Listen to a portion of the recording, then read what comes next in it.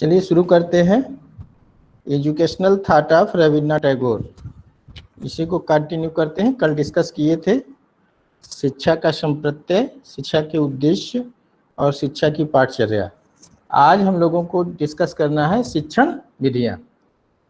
श्री रविन्द्रनाथ टैगोर जी के अनुसार शिक्षण विधियाँ या शिक्षण विधियों के संदर्भ में टैगोर जी के क्या विचार हैं, चलिए देखते हैं।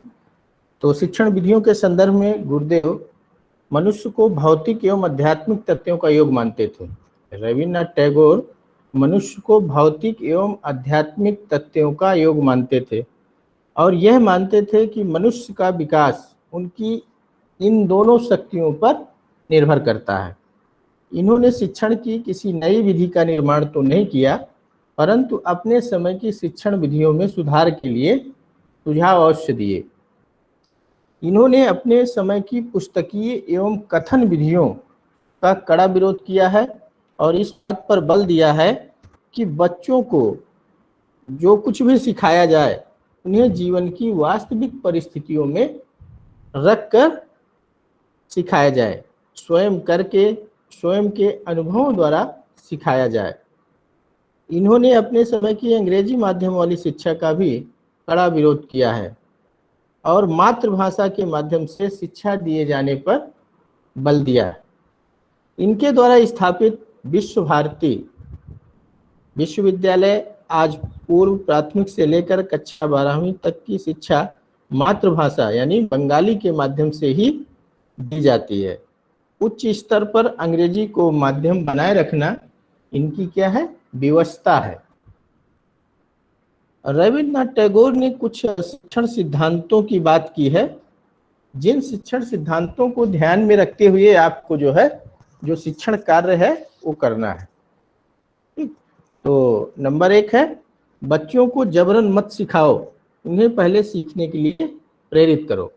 टैगोर जी कहते हैं बच्चों को जबरदस्ती मत सिखाओ, उन्हें पहले सीखने के लिए क्या करो, प्रेरित करो, मोटिवेट करो। नेक्स्ट है, बच्चों को जो कुछ भी सिखाना हो जीवन की वास्तविक क्रियाओं द्वारा सिखाओ। नेक्स्ट, बच्चों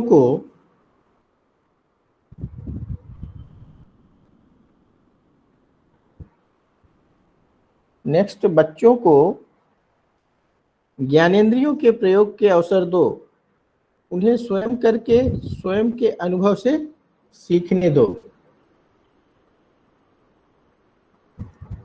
उन्हें ज्ञानेंद्रियों के प्रयोग के अवसर दो और उन्हें स्वयं करके, स्वयं के अनुभव से सीखने दो। नेक्स्ट सिद्धांत है इनका, बच्चों को अंग्रेजी के स्थान पर मातृभाषा के माध्यम से शिक्षा देनी चाहिए। नेक्स्ट, किसी भी शिक्षण विधि का प्रयोग करो परंतु वह रुचिपूर्ण हो और शिक्षार्थी उसमें सक्रिय रूप से प्रतिभाग कर सके। नेक्स्ट, बच्चों को कठोर नियंत्रण से मुक्त रखो, कठोर नियंत्रण से बच्चों को मुक्त रखो, उन्हें कार्य करने एवं सोचने की स्वतंत्रता दी जानी चाहिए। नेक्स्ट है, किसी भी स्थिति में बच्चों के साथ प्रेम एवं सहानुभूतिपूर्ण व्यवहार करना चाहिए। कैसी भी परिस्थिति हो लेकिन विद्यार्थियों के साथ सहानुभूतिपूर्ण एवं प्रेमपूर्ण व्यवहार करना चाहिए। तो ये कुछ इनके सिद्धांत थे। इन सिद्धांतों को दृष्टिगत रखते हुए शिक्षण विधियों की ये बात करते हैं। तो नंबर 1 शिक्षण विधि है मौखिक विधि। प्राचीन काल में गुरु अपने शिष्यों को उपदेश, व्याख्यान, प्रश्नोत्तर, वाद विवाद आदि तर्क आदि मौखिक विधियों द्वारा ही पढ़ाते थे। गुरुदेव ने इन विधियों को महत्व को स्वीकार किया, परंतु इस सावधानी के साथ कि इन विधियों का प्रयोग तभी किया जाए जब बच्चों को जीवन की वास्तविक परिस्थितियों में स्वयं करके, स्वयं के अनुभवों से सीखना संभव ना हो। रविन्द्रनाथ टैगोर कहते हैं, हाँ बताइए सर। आपने अभी शब्द कहा कि सहानुभूत तरीके से उनसे व्यवहार किया जाता है। यहाँ सहानुभूत जो तरीका है वो क्या, मतलब उसका मीनिंग क्या है सर? सहानुभूत जो रविन्द्रनाथ टैगोर जी ने कहा है। सहानुभूति। जी सर, जी सहानुभूति। हाँ, यहाँ दया से है, ठीक है, स्नेह से है, ठीक, मतलब उदारता पूर्वक आपको व्यवहार करना है, कठोरता से पेश नहीं आना, ठीक। छात्रों से उदारता पूर्वक व्यवहार करना है। क्लियर है आनंद? जी सर, ये और छोटे और इसमें बड़े बच्चों दोनों पे लागू होता होगा? हाँ, खास तौर से विद्यार्थियों, छोटे बच्चों के लिए है, बड़े बच्चों के लिए भी है, सबके लिए है,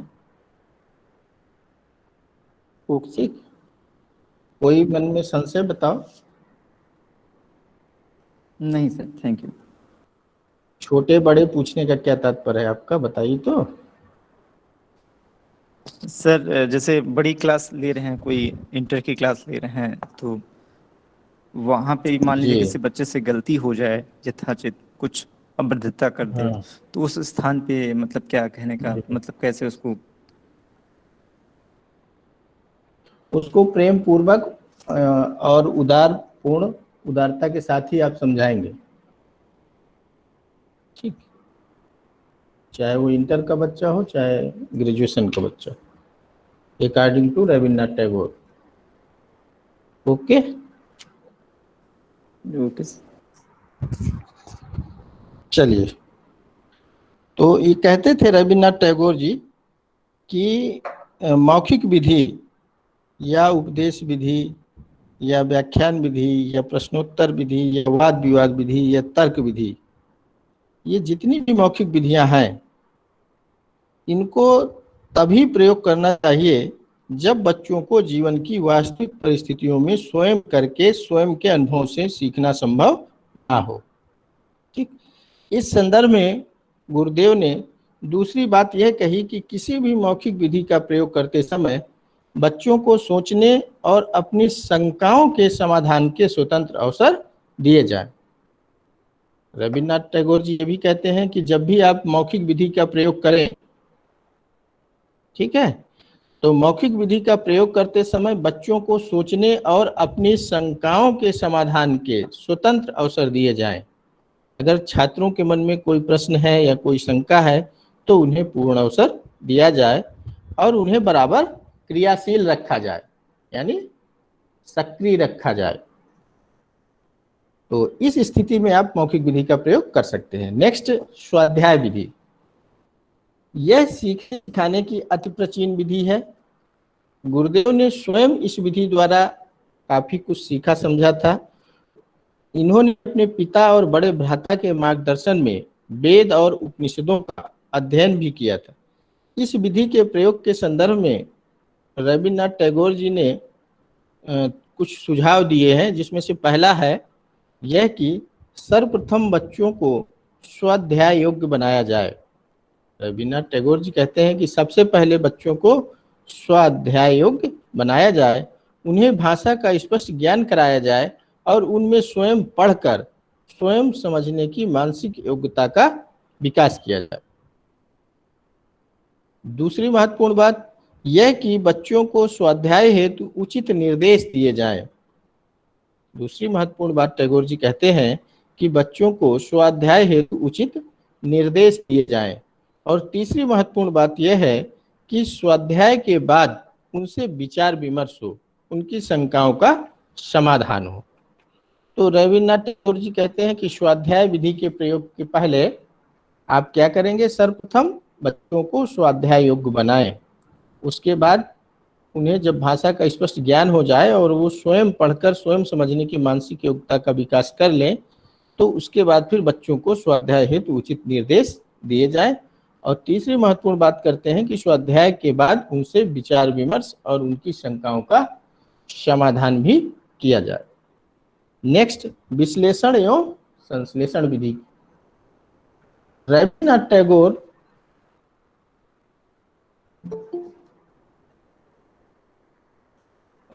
कुछ तथ्यों को स्पष्ट करने हेतु इस विधि के अधिक उपयोगी मानते हैं। विश्लेषण और संश्लेषण को तथ्यों को स्पष्ट करने हेतु कहते हैं कि तथ्यों को स्पष्ट करने हेतु जो विश्लेषण एवं संश्लेषण विधि है ज्यादा उपयोगी है, परंतु इसके प्रयोग में भी सावधानियां बरतने पर वो बल देते थे। पहली बात यह कि बच्चों के सामने जो भी उदाहरण प्रस्तुत किए जाए वे उनके जीवन से संबंधित हो, और दूसरी यह कि सामान्यीकरण और निर्णय निर्धारण में बच्चों की सक्रिय भागीदारी हो। ठीक है, जो भी डिसीजन मेकिंग की प्रक्रिया हो उसमें छात्रों की सहभागिता होनी चाहिए। नेक्स्ट है आपकी क्रिया विधि।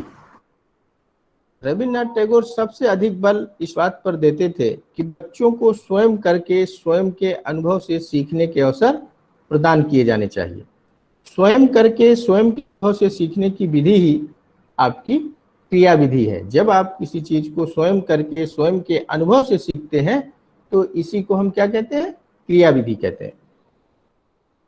इस विधि के प्रयोग में भी इन्होंने कुछ सावधानियां बरतने की बात कही है। पहली यह कि क्रिया बच्चों के अपने जीवन से संबंधित होनी चाहिए। कहते हैं टैगोर जी कि जो भी क्रिया हो वो बच्चों के अपने जीवन से संबंधित हो। दूसरी महत्वपूर्ण बात, क्रिया में बच्चों की रुचि होनी चाहिए। और तीसरी बात, यथा क्रिया को अपने ढंग से संपादित करने की बच्चों को स्वतंत्रता होनी चाहिए। जो बच्चे हैं उनको अपने तरीके से उस क्रिया को संपादित करने की स्वतंत्रता होनी चाहिए। और चौथी महत्वपूर्ण बात, क्रिया ऐसी हो जिसके संपादन में बच्चों को कोई कठिनाई ना हो। ये प्रकृति निरीक्षण, भ्रमण और खेल विधि को भी क्रिया विधि के रूप में ही प्रयोग करते थे। तो प्रकृति की निरीक्षण विधि है और भ्रमण विधि है। ठीक है, जैसे आप शैक्षिक भ्रमण में जाते हैं तो शैक्षिक भ्रमण है, खेल विधि है, ये सारी चीजें जो है क्रिया विधि के रूप में ही ये प्रयोग करते थे। नेक्स्ट और लास्ट है आपकी प्रयोग विधि। प्रयोग विधि, एक्सपेरिमेंटल मेथड। रविन्द्रनाथ टैगोर कला, कौशल, विज्ञान और अन्य व्यवहारिक विषयों एवं क्रियाओं की शिक्षा के लिए प्रयोग विधि का समर्थन एवं प्रयोग करते थे। इस विधि के 3 पद होते हैं। प्रयोग विधि के 3 स्टेप होते हैं। पहला, शिक्षक द्वारा प्रदर्शन। सबसे पहले शिक्षक क्या करता है, प्रदर्शन करता है। और दूसरा, छात्रों द्वारा अनुकरण। और तीसरा, छात्रों द्वारा अभ्यास। तो ध्यान रखिएगा, प्रयोग विधि के 3 पद होते हैं। पहला, शिक्षक द्वारा प्रदर्शन, दूसरा, छात्रों द्वारा अनुकरण और तीसरा, छात्रों द्वारा अभ्यास। इस प्रकार यह विधि प्रदर्शन, अनुकरण और अभ्यास, इन तीनों विधियों का योग होती है।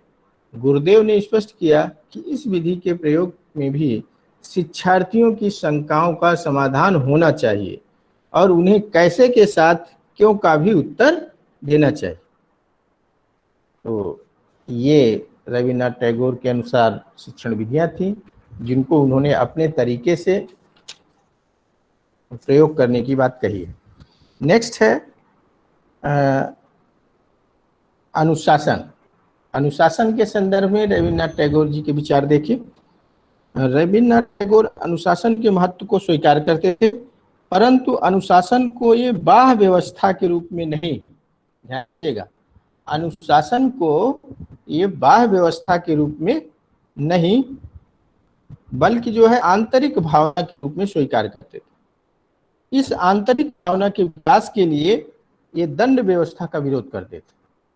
कहते थे कि इसमें जो है दंड का प्रयोग बिल्कुल भी ना किया जाए। दंड के संदर्भ में इनका स्पष्टीकरण था कि दंड से छात्र उदंड होते हैं, उनमें विरोध की भावना का विकास होता है। रविन्द्रनाथ टैगोर जी कहते थे कि दंड के द्वारा जो अनुशासन है उसको स्थापित नहीं किया जाना चाहिए, क्योंकि दंड से क्या होता है, छात्र उदंड हो जाते हैं और उनमें जो विरोध की भावना का विकास होता है। तो गुरुदेव आत्म अनुशासन के पक्ष में थे, सेल्फ डिसिप्लिन के पक्ष में थे और उसकी प्राप्ति के लिए वे उच्च सामाजिक पर्यावरण की आवश्यकता पर बल देते थे। रविन्द्रनाथ टैगोर कहते थे कि एक आत्म अनुशासन स्थापित करने के लिए उच्च सामाजिक पर्यावरण का निर्माण किया जाए। इनका स्पष्ट दृष्टिकोण था कि यदि विद्यालयों के शिक्षक ज्ञानी एवं चरित्रवान हैं और बच्चों के साथ प्रेम एवं सहानुभूतिपूर्ण व्यवहार करते हैं तो बच्चे स्वयं अनुशासन। रविन्द्रनाथ टैगोर जी का स्पष्ट दृष्टिकोण था कि यदि विद्यालयों के शिक्षक ज्ञानी हैं एवं चरित्रवान हैं और बच्चों के साथ प्रेम और सहानुभूतिपूर्ण व्यवहार करते हैं तो बच्चे स्वयं अनुशासन का पालन करेंगे। स्व अनुशासन के विकास के लिए ये यह भी आवश्यक समझते थे कि विद्यालयों में खेल कूद तथा साहित्यिक एवं सांस्कृतिक कार्यक्रमों का आयोजन हो। इनका अनुभव था कि उच्च सामाजिक पर्यावरण में ही मनुष्य को साधना के अवसर मिलते हैं और वह अनुशासन में रहना सीखता है। ऐसे पर्यावरण में छात्र स्वयं अनुशासित रहते हैं और यदि उनसे कोई भूल होती है तो वे स्वयं उसे दूर करते हैं। इनके द्वारा स्थापित विश्व भारती का संपूर्ण परिवेश संस्कार प्रधान है। रविन्द्रनाथ टैगोर के द्वारा जो विश्व भारती विश्वविद्यालय स्थापित किया गया है उस वहाँ का जो परिवेश है, वातावरण है, वह पूरा संस्कार प्रधान है। शिक्षक और छात्र सभी सादा जीवन जीते हैं। शिक्षक और छात्र दोनों ही सादा जीवन जीते हैं और सभी पूर्ण रूप से अनुशासित रहते हैं। तो अनुशासन के संदर्भ में टैगोर जी का कहना था कि अनुशासन को जो है कठोरता के साथ या दंड के साथ स्थापित नहीं करना चाहिए, बल्कि जो है प्रेम और सहानुभूतिपूर्ण तरीके से छात्रों में जो है आत्म अनुशासन का विकास करना चाहिए। नेक्स्ट, अब देखिए शिक्षक के संदर्भ में टैगोर जी के विचार शिक्षक के संदर्भ में। देखिए शिक्षक के विषय में गुरुदेव के विचार पूर्ण रूपेण परंपरावादी थे। इनकी दृष्टि से शिक्षक को ज्ञानी, संयमी और बच्चों के प्रति समर्पित होना चाहिए। टैगोर जी कहते हैं शिक्षक को अपने छात्रों के प्रति क्या होना चाहिए? समर्पित होना चाहिए, है ना। बच्चों के प्रति क्या होना चाहिए? एक तो शिक्षक को ज्ञानी होना चाहिए, संयमी होना चाहिए और बच्चों के प्रति समर्पित होना चाहिए। ये कहा करते थे कि विद्यार्थी शिक्षकों के द्वारा दिए जाने वाले ज्ञान की अपेक्षा उनके मनोभावों और आचरण की विधियों को शीघ्र सीखते हैं। टैगोर जी कहते थे कि जो विद्यार्थी हैं वो शिक्षकों के द्वारा दिए जाने वाले ज्ञान की अपेक्षा मनोभावों और आचरण की विधियों को शीघ्र सीखते हैं। इसलिए शिक्षकों को ज्ञानी, ब्रह्मचारी, चरित्रवान और आदर्श आचरण प्रस्तुत करने वाला होना चाहिए। ये शिक्षक से यह भी आशा करते थे कि वह अपने विद्यार्थियों की व्यक्तिगत भिन्नता को समझकर, जो इंडिविजुअल डिफरेंसेज हैं, उनको ध्यान में रखकर उनके लिए उचित शिक्षा की व्यवस्था करे।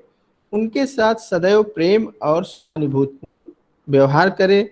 निरंकुश शिक्षकों को ये जेल वार्डन कहते थे। जो निरंकुश शिक्षक होते हैं उनके लिए ये जेल वार्डन शब्द प्रयोग करते थे। गुरुदेव राष्ट्रीयता और अंतरराष्ट्रीयता के समर्थक थे। इनकी दृष्टि से शिक्षकों में राष्ट्र प्रेम होना चाहिए और अंतरराष्ट्रीय सद्भावना होना चाहिए। ऐसे ही शिक्षक बच्चों में राष्ट्रीयता एवं अंतरराष्ट्रीयता का विकास कर सकते हैं। इसके लिए शिक्षकों के प्रशिक्षण की आवश्यकता समझते थे। रविन्द्रनाथ टैगोर जी कहते थे कि शिक्षकों को जो है प्रशिक्षित किया जाना चाहिए। ठीक, अब देखिए शिक्षार्थी के संदर्भ में रविन्द्रनाथ टैगोर जी के विचार। शिक्षार्थी के संदर्भ जी शिक्षार्थी के व्यक्तित्व का आदर करते थे। यहाँ व्यक्तित्व से क्या तात्पर्य? उसकी जो व्यक्तिगत विशेषताएं हैं, जो इंडिविजुअल डिफरेंसेस है में क्या है, वो दोनों अलग हैं, यूनिक हैं। ठीक है, तो उसमें अलग तरह की विशेषताएं निहित हैं। तो टैगोर जी शिक्षार्थी के व्यक्तित्व का आदर करते थे। जो उसकी व्यक्तिगत विशेषताएं हैं छात्रों की, उसका जो है आदर करते थे और उनके लिए अनुकूल शिक्षा की व्यवस्था पर बल देते थे, उनके इंडिविजुअल डिफरेंसेस के हिसाब से या उनकी व्यक्तिगत विशेषताओं के हिसाब से। ठीक है। परंतु दूसरी ओर उन्हें ब्रह्मचर्य व्रत पालन की अपेक्षा करते थे। ये छात्रों को कहते थे कि ठीक है, छात्रों की जो व्यक्तिगत विभिन्नताएं हैं या व्यक्तिगत विशेषताएं हैं उनको ध्यान में रखकर शिक्षा की व्यवस्था की जाएगी, लेकिन दूसरी महत्वपूर्ण आशा जो ये करते थे छात्रों से, विद्यार्थियों से, वो यह कि ब्रह्मचर्य व्रत का पालन करें। ब्रह्मचर्य व्रत में इंद्रिय निग्रह, मन, वचन और कर्म की शुद्धि तथा सादा और प्राकृतिक जीवन का विशेष महत्व। ब्रह्मचर्य व्रत में बताते हैं कि इंद्रिय निग्रह का क्या तात्पर्य? इंद्रियों पर नियंत्रण, मन, वचन और कर्म की शुद्धि तथा सादा एवं प्राकृतिक जीवन का विशेष महत्व होता है ब्रह्मचर्य व्रत में। ठीक है। टैगोर जी के अनुसार विद्यार्थियों को नित्य प्रातः काल उठना चाहिए। रविन्द्रनाथ टैगोर जी कहते हैं कि जो विद्यार्थी हैं उनको नित्य मतलब प्रतिदिन प्रातः काल उठना चाहिए और अपने शरीर की साफ सफाई करनी चाहिए, नियमों एवं आदेशों का पालन करना चाहिए, व्यवहार में विनम्र होना चाहिए, प्रकृति एवं सौंदर्य का उपासक होना चाहिए और सांसारिक तथा आध्यात्मिक दोनों प्रकार के ज्ञान की प्राप्ति का इच्छुक होना चाहिए। यानी भौतिक और आध्यात्मिक, जो सांसारिक ज्ञान कौन सा ज्ञान है? भौतिक ज्ञान है। ठीक है। सांसारिक ज्ञान तथा आध्यात्मिक ज्ञान दोनों प्रकार के ज्ञान की प्राप्ति का इच्छुक होना चाहिए। जब तक वे स्वयं से प्रेरित होकर गुरु में श्रद्धा रखकर सीखने के लिए आगे नहीं बढ़ेंगे तब तक वे कुछ नहीं सीख सकेंगे। इसके साथ साथ उन्हें असभ्य, दोषपूर्ण और निंदनीय आचार विचार से दूर रहना चाहिए। टैगोर जी कहते हैं कि जो विद्यार्थी हैं उन्हें असभ्य, दोषपूर्ण और निंदनीय आचार विचार से दूर रहना चाहिए। क्लियर है? आवाज आ रही सबको?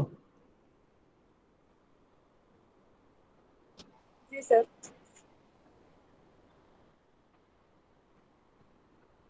ये आशा सिंह से कौन जुड़ा है? सर दिव्या। अच्छा, चलिए देखें। विद्यालय के संदर्भ में टैगोर जी के विचार। रविन्द्रनाथ टैगोर के विचार, विद्यालय प्राचीन गुरु आश्रमों की भांति नगर के कोलाहल से दूर प्रकृति के सुरम्य गोद में स्थापित होने चाहिए। टैगोर जी कहते हैं कि जो विद्यालय हैं, जैसे प्राचीन समय में गुरु आश्रम स्थापित होते थे, गुरुकुल स्थापित होते थे, उसी तरह से वो चाहते हैं कि जो विद्यालय हैं वो नगर के कोलाहल से दूर प्रकृति के सुरम्य गोद में स्थापित होने चाहिए। इनका विश्वास था कि शांत पर्यावरण में ही शिक्षक और शिक्षार्थी शिक्षा की साधना कर सकते हैं। ये इस बात पर बहुत बल देते थे कि विद्यालय राष्ट्र के प्रतिनिधि होने चाहिए। रविन्द्रनाथ टैगोर जी हमेशा कहते थे कि जो विद्यालय हैं वो राष्ट्र के प्रतिनिधि होने चाहिए और इनमें राष्ट्र की सभ्यता एवं संस्कृति की सही शिक्षा की व्यवस्था होनी चाहिए। इसके साथ साथ इनमें अंतरराष्ट्रीय महत्व की भाषाओं एवं संस्कृतियों की शिक्षा की व्यवस्था भी होनी चाहिए, जिससे विद्यार्थी विश्वबोध कर सकें। अंतरराष्ट्रीय विश्वबोध की अवधारणा टैगोर जी ने ही दी थी, ध्यान रखिएगा। ठीक है। तो टैगोर जी विश्वबोध की बात करते हैं। ठीक है। इनका विश्व भारती विश्वविद्यालय इनकी सभी भावनाओं का मूर्त रूप उदाहरण जो है प्रस्तुत करता है। जो इनके द्वारा स्थापित विश्व भारती विश्वविद्यालय है, वहां पर आपको जो ये बातें कर रहे हैं वो सारी चीजें आपको क्रियान्वयन के रूप में देखने को मिल जाएंगी। आप चाहें तो वहां जाकर देख सकते हैं। ठीक है। विश्व भारती में आज पूर्व प्राथमिक शिक्षा से लेकर उच्च शिक्षा और तकनीकी शिक्षा की व्यवस्था है। यह विश्वविद्यालय इस समय 2 प्रांगणों में चल रहा है। एक तो शांति निकेतन और दूसरा 3 किलोमीटर की दूरी पर स्थापित है श्री निकेतन। श्री निकेतन शांति निकेतन से 3 किलोमीटर की दूरी पर स्थित है। ये दोनों ही स्थान जन कोलाहल से दूर प्रकृति के सुरम्य गोद में स्थित है। इस समय विश्व भारती में विभिन्न स्तरों की विभिन्न प्रकार की शिक्षा के लिए अलग अलग भवन हैं, जिन्हें अब विभिन्न विभागों में परिवर्तित कर दिया गया। बहुत सारे विभाग हैं, जैसे जो शिक्षा विभाग है उसको किस नाम से जानते हैं, बताइए। पढ़ा नहीं होगा आपने, चलिए हम बात कर लेते हैं। तो मृणलिनी आनंद पाठशाला, विद्या भवन, सर क्या शांति कह रहे हैं? निकेतन में संगीत भवन ये सब है ना? कर रहे हैं कि शांति निकेतन के पाठ भवन से संलग्न है आपका, और इसमें केजी की कक्षाएं चलती हैं। और दूसरा है संतोष पाठशाला, यह श्री निकेतन के शिक्षा सत्र से संलग्न है, इसमें भी केजी की कक्षाएं चलती हैं। पाठ भवन ये माध्यमिक विद्यालय, ये शांति निकेतन में स्थित है, आवासीय और सह शिक्षा संस्था है। इसमें कक्षा 1 से 10 तक की शिक्षा की व्यवस्था है। शिक्षा सत्र माध्यमिक शिक्षा, यह श्री निकेतन में स्थित है, सह शिक्षा संस्था है। इसमें कक्षा 1 से लेकर 10वीं तक की शिक्षा की व्यवस्था है। उत्तर शिक्षा सदन, उत्तर उच्चतर माध्यमिक विद्यालय, यह शांति निकेतन में स्थित आवासीय और सह शिक्षा संस्था है, जिसमें +2 यानी 11th और 12th की शिक्षा की व्यवस्था है। नेक्स्ट है Vidya Bhavan, institute of humanities and social sciences, ये शांति निकेतन में स्थित है और इसमें ह्यूमैनिटीज एंड सोशल साइंसेज के स्नातक, परास्नातक, डिप्लोमा और सर्टिफिकेट पाठ्यक्रम चलते हैं और परास्नातक के सभी विषयों में शोध की व्यवस्था भी है। शिक्षा भवन, इंस्टीट्यूट ऑफ साइंस, यह भवन भी शांति निकेतन में स्थित है और इसमें विज्ञान के स्नातक, परास्नातक, डिप्लोमा, सर्टिफिकेट पाठ्यक्रम चलते हैं और परास्नातक के सभी विषयों में शोध की व्यवस्था भी उपलब्ध है। कला भवन, इंस्टीट्यूट ऑफ फाइन आर्ट, यह भवन भी शांति निकेतन में ही स्थित है। इसमें कला में स्नातक, परास्नातक, डिप्लोमा, सर्टिफिकेट पाठ्यक्रम चलते हैं और परास्नातक के सभी विषयों में शोध की व्यवस्था है। संगीत भवन, institute of music, dance and drama, यह भवन भी शांति निकेतन में स्थित है। इसमें संगीत में स्नातक, परास्नातक, डिप्लोमा, सर्टिफिकेट पाठ्यक्रम चलते हैं और परास्नातक के सभी विषयों में शोध की व्यवस्था है। विनय भवन, विनय भवन, इंस्टीट्यूट ऑफ एजुकेशन, यह भवन भी शांति निकेतन में स्थित है। इसमें बीएड और एमएड पाठ्यक्रम चलते हैं और शिक्षा विषय में शोध की व्यवस्था है। तो जो आपका विश्व भारती विश्वविद्यालय है, वहाँ पर जो एजुकेशन का विभाग है उसे किस नाम से जानते हैं? विनय भवन, इंस्टीट्यूट ऑफ एजुकेशन, ध्यान रखिएगा विनय भवन। यह भवन भी शांति निकेतन में स्थित है। इसमें बीएड और एमएड पाठ्यक्रम चलते हैं और शिक्षा विषय में शोध की व्यवस्था है यहाँ पर भी, ठीक है। इसी तरह से बहुत सारे भवन हैं आपके, रविंद्र भवन, ठीक है, रूरल एक्सटेंशन सेंटर, शिल्प भवन, पल्ली चर्चा केंद्र, डिपार्टमेंट ऑफ सोशल वर्क, पल्ली शिक्षा भवन, एग्रो इकोनॉमिक रिसर्च सेंटर, शिक्षा चर्चा, ठीक। तो इस तरह से बहुत सारे विभाग वहाँ पर स्थापित हैं।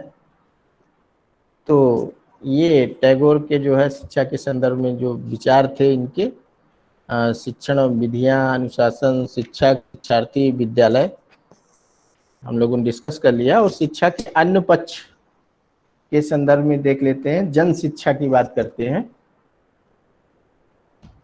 टैगोर जी जन शिक्षा की भी बात करते हैं। टैगोर जी तत्कालीन भारत की जो दीनहीन दशा थी और पाश्चात्य देशों की जो इन्होंने वैभवशाली जीवन देखा था, इन्होंने यह भी अनुभव किया कि हमारे इस पिछड़ेपन का जो मूल कारण है वो शिक्षा का क्या है? अभाव है। अतः इन्होंने जन शिक्षा की आवश्यकता पर बल दिया।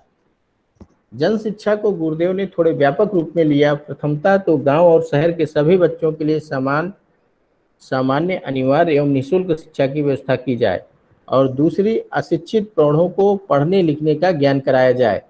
गुरुदेव ने स्पष्ट किया कि हमारे देश की जो 70% जनसंख्या है जो गांव में निवास करती है, इनके लिए भी शिक्षा में ग्राम्य जीवन की समस्याओं को विशेष ध्यान दिया जाए। टैगोर जी के अनुसार भारत का जो उत्थान है वो द्वारा ही संभव है, ग्रामोत्थान के द्वारा।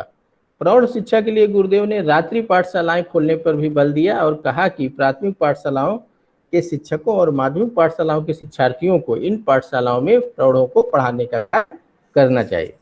गुरुदेव जी स्त्री शिक्षा की भी बात करते हैं। स्त्री शिक्षा के महत्व को भी स्पष्ट किया इन्होंने और उनकी शिक्षा की पूरी रूपरेखा तैयार की। गुरुदेव के अनुसार प्राथमिक शिक्षा लड़के लड़कियां सभी को समान रूप से दी जानी चाहिए। माध्यमिक स्तर पर लड़कियों के लिए गृह विज्ञान अनिवार्य होना चाहिए, क्योंकि उन्हें पत्नी और माताओं की भूमिका अदा करनी होती है, और उच्च शिक्षा में लड़के और लड़कियों के लिए समान व्यवस्था होनी चाहिए। गुरुदेव ने इस बात पर बहुत बल दिया कि लड़के लड़कियां दोनों को किसी भी प्रकार की शिक्षा के समान अवसर और समान सुविधाएं प्रदान की जानी चाहिए। रविन्द्रनाथ टैगोर जी ने स्पष्ट किया कि चाहे लड़का हो या लड़की हो, किसी को भी जो है शिक्षा के समान अवसर समान सुविधाएं प्रदान की जानी चाहिए। ठीक है। इन्होंने स्पष्ट किया कि जब तक देश के सभी स्त्री पुरुष शिक्षित नहीं होते और जीवन के प्रत्येक क्षेत्र में कंधे से कंधा मिलाकर नहीं चलते, तब तक देश का उत्थान नहीं हो सकता। रविन्द्रनाथ टैगोर सह शिक्षा के पक्ष में नहीं थे, परंतु जहां लड़कियों के लिए अलग से विद्यालय ना हो, ध्यान दीजिएगा, जहां पर लड़कियों के लिए अलग से विद्यालय ना हो वहां सह शिक्षा के लिए ये अनुमति देते थे। इससे यह स्पष्ट होता है कि स्त्री शिक्षा के प्रति भी ये अति सचेत थे, है ना। व्यावसायिक शिक्षा की भी बात करते हैं। गुरुदेव ने स्पष्ट किया कि देश के आर्थिक विकास के लिए व्यावसायिक शिक्षा अति आवश्यक है। चूंकि हमारा देश कृषि प्रधान देश है और कुटीर उद्योग प्रधान देश है, इसलिए यहाँ कृषि एवं कुटीर उद्योगों की शिक्षा की विशेष व्यवस्था होनी चाहिए। आधुनिक विज्ञान और तकनीक से भी ये वंचित नहीं रहना चाहते थे और भारी उद्योगों के लिए इस प्रकार की शिक्षा की व्यवस्था आवश्यक समझते थे। धार्मिक शिक्षा की भी बात करते हैं। धर्म के संबंध में गुरुदेव का दृष्टिकोण बहुत ही विस्तृत था। टैगोर जी के शब्दों में धर्म असीम के प्रति एक तीव्र इच्छा है और उसकी आनंदमयी अनुभूति है। ये अंधविश्वासों, पूजा पाठ की आडंबर विधियों और कर्मकांड के विरोधी थे। टैगोर जी अंधविश्वास, पूजा पाठ, आडंबर विधियों और कर्मकांड का विरोध करते थे। इन्होंने स्पष्ट किया कि सच्ची धार्मिकता जब तप में नहीं है, मनुष्य को मनुष्य मानने में है। टैगोर जी ने कहा जो सच्ची धार्मिकता है वो किस में है, जब तप में नहीं है तो फिर किस में है। ये कहते थे मनुष्य को मनुष्य मानने में है, यानी मानव मात्र की सेवा करने में है, विश्व कल्याण की भावना में है, विश्व भर में एकात्म भाव की अनुभूति करने में है। टैगोर जी का कहना था कि विश्व में जितने भी जीव हैं उन सभी में एक ही आत्मा है और उस आत्मा का जो है एकात्म भाव से अनुभूत करना चाहिए। गुरुदेव ने स्पष्ट किया कि इस धर्म की शिक्षा का उपदेश व्याख्यान अथवा पुस्तकों के माध्यम से नहीं दिया जा सकता। इसकी शिक्षा तो इसे जीवन का अंग बनाकर ही दी जा सकती है। इसके लिए इन्होंने विद्यालयों का प्रारंभ प्रातःकालीन प्रार्थना से करने, सभी धर्मों के पैगंबरों के जन्मदिन मनाने और उनके उपदेशों से बच्चों को परिचित कराने, जितने भी धर्म हैं सभी उनके जो भी पैगंबर हैं सभी के जन्मदिन मनाने की बात करते हैं और उनके उपदेशों को बच्चों से परिचित कराने की बात करते हैं। ठीक है।